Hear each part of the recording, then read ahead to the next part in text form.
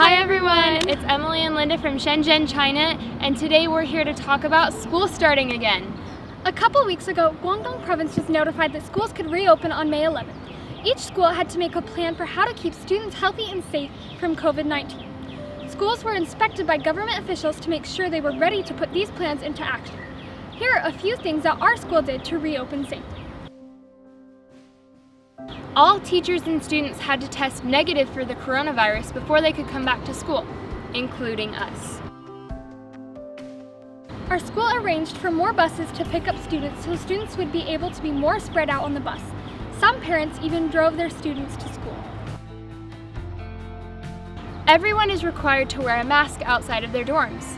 Sometimes it's hard to understand our teachers because we can't hear them and see their expressions as they teach. Students get their temperatures checked 3 times a day, in the morning, at lunchtime, and at their evening study halls. If their temperature is above 37.3 degrees Celsius, they are sent home until they test negative for another coronavirus test. To avoid long lines and physical contact, boxed lunches are served in the dorms every day for lunch.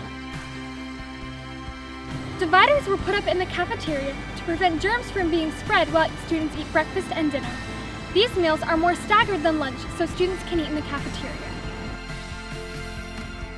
To increase the flow of fresh air, all windows are kept open in the teaching buildings.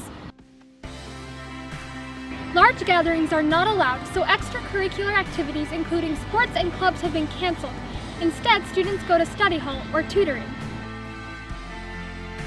Many teachers left China for Chinese New Year and stayed where they were when the virus hit, since they could teach from home.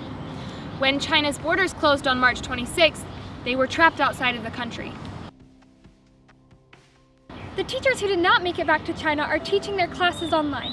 All teachers have continued posting assignments online because there are roughly 70 students who have not returned to school for multiple reasons. One of the changes to AP testing this year was that everyone in the world had to take the test at the same time. For China, all tests fell between midnight and 4 a.m. Sounds fun, right?